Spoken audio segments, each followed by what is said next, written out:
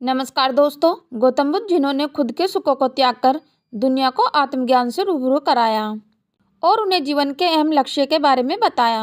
गौतम बुद्ध के सिद्धांतों पर एक बड़ा धर्म भी है जिन्हें बौद्ध धर्म कहा जाता है। गौतम बुद्ध के सिद्धांतों पर अनेक कहानियां प्रचलित हैं जिनसे हमें मोटिवेशन मिलता है, हमारे जीवन को बदलने में सक्षम है, जिन्हें हमें पढ़ना चाहिए, जो कि ज्ञान से भरपूर होती हैं। हमें उनसे ज्ञान लेना चाहिए और दूसरों को भी शिक्षित करना चाहिए।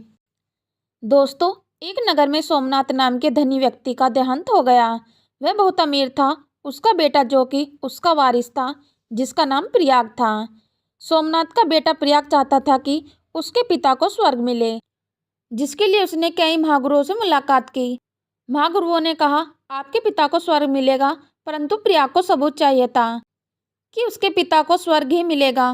सबूत देना किसी भी ज्ञानी के बस में नहीं था, क्योंकि वह प्रयाग से धन कमाना चाहते थे, जिसके लिए उसे झूठी तसल्ली दे रहे थे। प्रयाग यह बात भली भांति जानता था कि सभी को उसका धन चाहिए, इसलिए वह किसी प्रकार से उसको झूठी तसल्ली देना चाहते हैं। प्रयाग ऐसे व्यक्ति की तलाश कर रहा था जो कि गारंटी दे सके कि प्रयाग के पिता को स्वर्ग मिले, जिसके लिए वह अपनी सारी संपत्ति खर्च करने को तैयार था, परंतु उसे कोई भी नहीं मिला।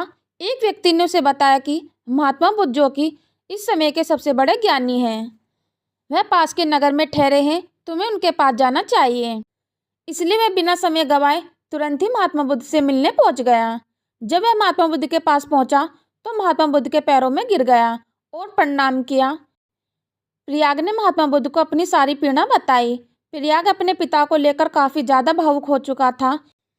यह बात महात्मा बुद्ध भी भली भांति समझ चुके थे, इसलिए उन्होंने प्रयाग को अपने तरीके से यह बात समझाने का विचार बनाया।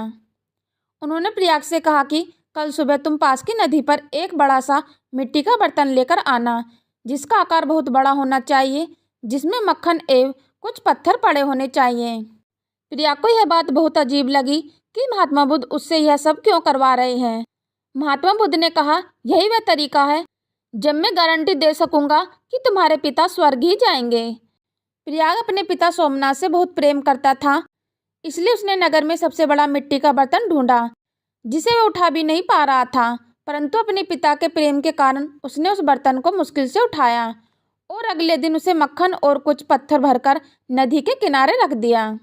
तभी महात्मा बुद्ध नदी के किनारे आए। उन्होंने प्रयाग से कहा, इस बर्तन को अपने कंधे पर उठाओ और इस नदी में जब तक चलते रहो जब तक पानी का स्तर तुम्हारे चेहरे तक ना आ जाए। उस बर्तन को उठाकर नदी में उतरना काफी ज्यादा मुश्किल कार्य था, परंतु प्रयाग अपने पिता से प्रेम किया करता था। वह अपने पिता के प्रेम के लिए कुछ भी कर सकता था, इसलिए उसने बर्तन को उठाया और नदी में उतरने लगा। जब पानी का स्तर प्रयाग के सर तक आ गया, तब महात्मा बुद्ध ने उसे दूर से आवाज दी कि उस बर्तन को नदी की सतह पर छोड़कर फोड़ दो। प्रयाग ने उस बर्तन को नदी की सतह पर फेंक कर तोड़ दिया और नदी के किनारे आ गया। महात्मा बुद्ध ने उससे कहा, तुम कुछ मत बोलना, बस मेरी एक बात सुनो। यदि पत्थर ऊपर आए होंगे एवं मक्खन नदी के नीचे चला गया होगा तो तुम्हारे पिता को स्वर्ग मिलेगा, वरना तुम्हारे पिता को स्वर्ग नहीं मिलेगा। अब तुम बताओ कि क्या पत्थर ऊपर आए थे या मक्खन ऊपर आया था। प्रयाग बहुत हैरान हुआ, क्योंकि मक्खन ऊपर आया था और पत्थर नदी के नीचे चले गए थे, जिससे प्रयाग को बहुत दुख हुआ कि उसके पिता स्वर्ग नहीं जाएंगे।